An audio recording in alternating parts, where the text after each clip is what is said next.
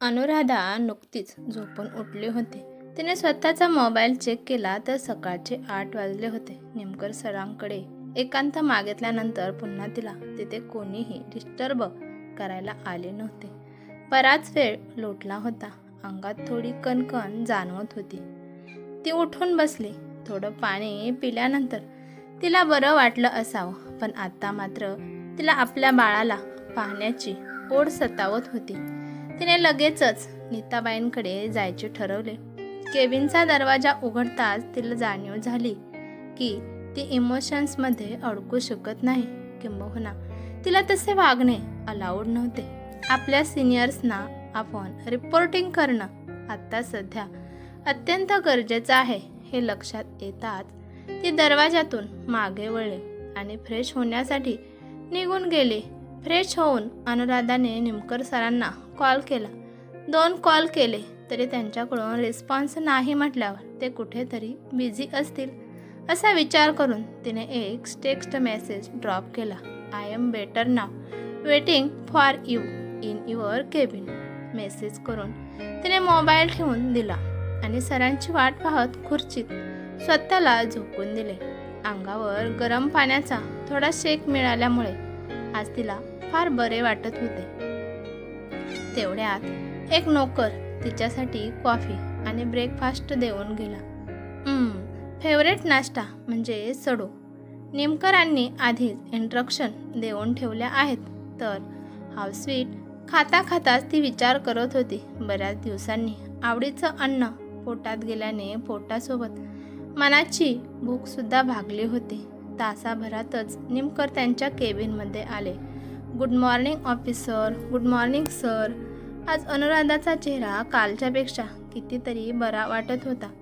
तिची स्माईल पाहून निमकरच्या चेहऱ्यावर समाधान पसरले. ते अनुराधाच्या नजरेतून सुटले नाही. Don't worry, I am much better today. हलके हसत तिने ग्वाही दिली. Good to know. Chip will be here in and hour. त्यांच्या इन्क्वायरीला तुला सामोरं जावं लागेल. निमकर हो, मला कल्पना आहे त्याची. I am ready sir. Anuradha, तुझा फोटो आता सिरियन पोलीसमध्ये देखील फिरतोय. प्रत्येकजण आता फक्त तुला पकडण्यासाठी धडपडतोय. निमकर आता थोडे काळजीत वाटत होते. ओ कमान, त्यांना जे हवं ते करू देत. मला पकडणं इतकं सोपं नाही हे तुम्हालाही माहीत आहे. अनुराधा मोठ्याने हसत म्हणाली. अच्छा, हे बोलणं आता तुला शोभत नाही अनुराधा. विसरू नको, काही दिवसांपूर्वी तूच त्यांच्या कैदेत होतीस. तेही 1-2 नव्हे तर 15 दिवसांसाठी. निमकर तिरकस हसत म्हणाले. हो, ते मी नाकारलं नाहीच आहे सर. अनुराधा, तरीही तू असं म्हणतेस की तुला पकडणे त्यांना शक्य नाही. निमकर हो, ती कैद नव्हतीच मुळे.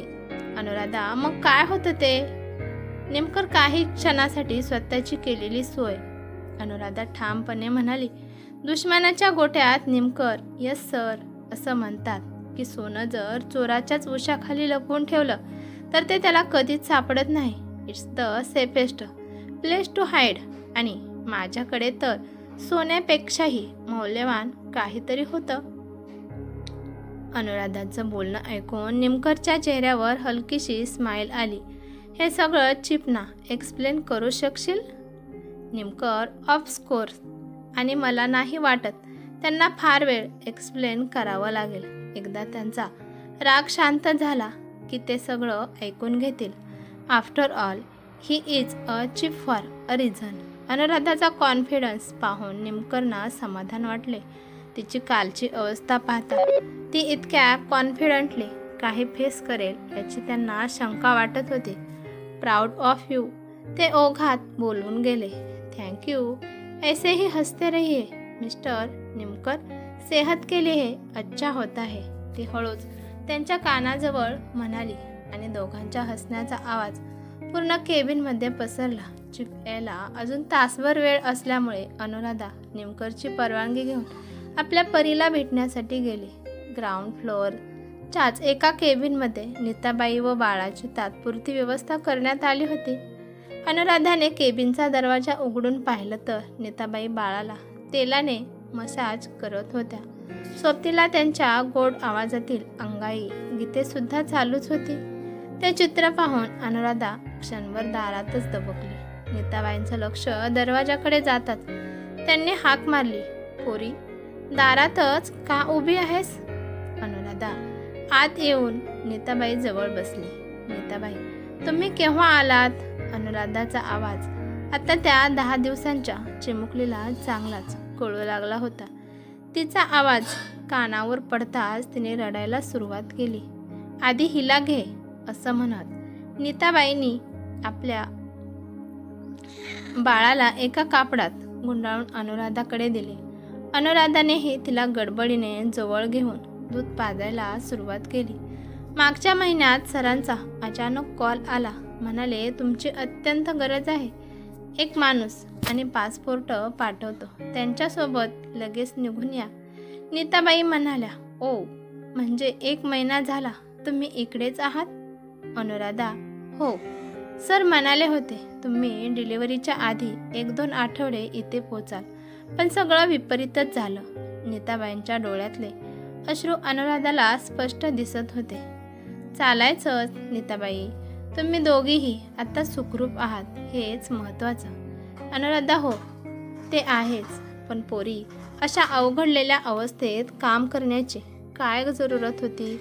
बरं तेव्हा नाही, ते नाही, पण आत्ता तरी निदान विश्रांती घे. या चिमुकलीला महिनाभर तरी तुझ्या अंगावरचं दूध पाज. नीताबाई कळकळीने सांगत होत्या. नीताबाई, देशापेक्षा मोठं आणि महत्त्वाचं काहीही नाही आहे माझ्यासाठी. सध्या देशाला माझी गरज आहे आणि या परीचं म्हणाल तर तुम्ही आहातच की हिच्यासाठी. तुम्ही असताना मला हिची काळजी नाही. अनुराधा, अगं पोरी, ओली बाळंतीण आहेस तू. नीताबाई काळजीने म्हणाल्या. त्याआधी आणखी ही बरीच कर्तव्य आहेत माझी नीताबाई, आणि मी स्वतःला इतकी जपत बसले तर माझ्यासारख्या कितीतरी ओल्या बाळंतिणी त्यांचा जीव गमावून बसतील. हे तुमच्या इतकं दुसरं कोणीही समजू शकत नाही. अनुराधाने बोलता बोलता नीताबाईंच्या खांद्यावर हात ठेवला आणि नीताबाईंना भरून आले. कदाचित भूतकाळातल्या बऱ्याचशा आठवणी त्यांच्या डोळ्यासमोरून तरळून गेल्या असाव्यात. नीताबाई, आर यू ऑल राईट? अनुराधाच्या आवाजाने त्या भानावर आल्या. त्यांनी अलगद आपल्या डोळ्यांच्या कडा पुसल्या. हो, ही बघा झोपली वाटतं. बाळाकडे पाहत त्यांनी विषय बदलला आणि हलकेच हसल्या. अरे हो की. अनुराधाने देखील हसून तिला बाजूला केले आणि तिच्या कपाळावर आपले ओठ टेकवले. तेवढ्यात अनुराधाचा मोबाईल वाजला. चला, मला निघायला हवं, दुपारी येईन. तिने बाळाला नीताबाईंकडे दिला. पुन्हा एकदा तिला डोळे भरवून पाहिले आणि लगेच नेमकर सरांच्या केबिनकडे निघून गेली. देवा, तुझी कृपादृष्टी ठेव रे बाबा पोरीवर. नीताबाईंनी वर पाहून हात जोडले आणि बाळाला अंघोळ घालण्यासाठी निघून गेल्या. निमकरच्या केबिनमध्ये चिपवर MC मध्ये आलेत. येतीलच इतक्यात खाली. निमकर, या फाईन पुढे काय बोलायचं आणि चिप कन्व्हिन्स होतील का या विचारात अनुराधा आणि निमकर दोघेही हरवले होते. तिकडे सिरियामध्ये एका विश्वासू खबरीकडून सिरियन पोलिसांना अशीच हुबेहूब दिसणारी एक स्त्री लहान बाळाला घेऊन जाताना लेबनॉनच्या बॉर्डरजवळ तिथल्या लोकल लोकांनी पाहिल्याची पक्की खबर मिळाली होती. त्यामुळे साहजिकच मोहम्मदने तासाभराच्या आतच त्याच्या पूर्ण चेनला लेबनॉन ऑर्डर करून आणि आसपासच्या एरियामध्ये तिचा शोध घेण्याच्या कामाला लावले होते. या खबरीनंतर मात्र मोहम्मद भलताच खुश होता. आता ती हिंदुस्थानी कमीनी काही आपल्या हातातून निसटून जाऊ शकत नाही याचा त्याला पूर्ण विश्वास होता. त्या खुशीत आज तो इतक्या दिवसांनी जेवला सुद्धा होता. पण तो हे विसरला होता की जिला तो शोधतोय ती खरंच एक हिंदुस्थानी आणि कमीनी ऑफिसर होती, जिला त्याच्या स्वभावाचा आणि प्रत्येक संभाव्य चालीचा पुरेपूर अंदाज होता. म्हणून तर ती एक सच्ची देशभक्त होती आणि तो एक फक्त हरामी टेररिस्ट होता. म्हणून तर सध्या ती इंडियन एम्बसीमध्ये अगदी सुखरूप होती आणि तो मात्र तिला दुसऱ्या टोकाला लेबनॉनच्या सीमेवर पूर्ण फौज घेऊन शोधत होता. त्याला खात्री होती ती सापडेल आणि तिला विश्वास होता की याच आंधळ्या खुशीत तो तिचा नको तिथे शोध घेईल आणि पुढचे निदान 2 दिवस तरी दुसरे कोणतेही पाऊल उचलणार नाही. सिरियन पोलिसांनी सुद्धा लेबनॉनच्या सीमेजवळ छापे मारायला गाड्यांची झडती घ्यायला सुरुवात केली होती. या अचानक चालू झालेल्या प्रकारामुळे सीमा भागातील नागरिक पूर्णपणे त्रस्त झाले होते. मोहम्मदच्या लोकांनी तर आता ज्या ज्या घरातून लहान मुलांचे आवाज येतात त्या घरात डायरेक्ट घुसून तपास घ्यायला सुरुवात केली होती. टेररिस्ट आणि पोलिसांच्या या खेळात सामान्य जनता होरपळून निघत होती. अनुराधाला या सगळ्या गोष्टींचा अंदाज होताच थोडा वेळ यांचा खेळ चालू द्यायचा आणि इकडं चीफसोबत बोलणे झाले की मग आपल्या पद्धतीने या गोष्टी हँडल करायच्या असे तिने आधीच ठरवले होते. त्यासाठी तिने लेबनॉनमधल्या तिच्या लोकांशी व खबऱ्यांशी आधीच कॉन्टॅक्ट करून ठेवला होता. निमकरना सुद्धा खात्री होती की त्यांच्या चेलीच्या डोक्यात पुढचा पूर्ण प्लॅन तयार असेल, त्याशिवाय ती इथे येणार नाही. अर्ध्या पाऊण तासाने एक 50च्या आसपास सध्या वेशीतील व्यक्ती 2 तरुणासह निमकरांच्या केबिनमध्ये आला. त्या व्यक्तीला पाहताच निमकर आणि अनुराधा दोघांनीही त्यांना सॅल्यूट केले.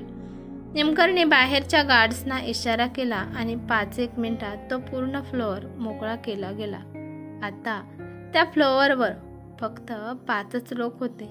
स्पेशल ग्रुप SG इंडियाचे चीफ मिस्टर डेव्हिड, रॉ मिडल ईस्ट पार्टचे हेड अशोक निमकर, SGचे 3 मोस्ट एफिशियंट सिनियर आणि fraud officers, officer Virat Bakshi, officer Surya Bhosle आणि SG इंडियामधील एकमेव महिला ऑफिसर अनुराधा निमकर. पूर्ण केबिनमध्ये शांतता पसरली होती. तिथल्या प्रत्येकाचे एकमेकांसोबत खूप जवळचे संबंध होते. तेच एकमेकांसाठी एकमेकांची फॅमिली होते. इतक्या दिवसांनी आपल्यातल्या एका ऑफिसरला मरणाच्या दारातून सही सलामत बाहेर आलेला पाहून त्यांना अत्यंत आनंद झाला होता. पण तरीही इमोशनल होणं त्यांच्यासाठी अलाउड नव्हतं. तिथल्या प्रत्येकासाठी त्यांची ड्युटी, त्यांची देशनिष्ठा आणि त्यांचा देश सगळ्यात जास्त महत्त्वाचे होते. अनुराधा ही एक सच्ची देशवासी भक्ती होती. ही कथा तुम्हाला कशी वाटली ते मला कमेंट करून नक्की सांगा. कथा आवडल्यास लाईक शेअर नक्की करा आणि चॅनलवरती नवीन असल्यास सबस्क्राईब करा. धन्यवाद.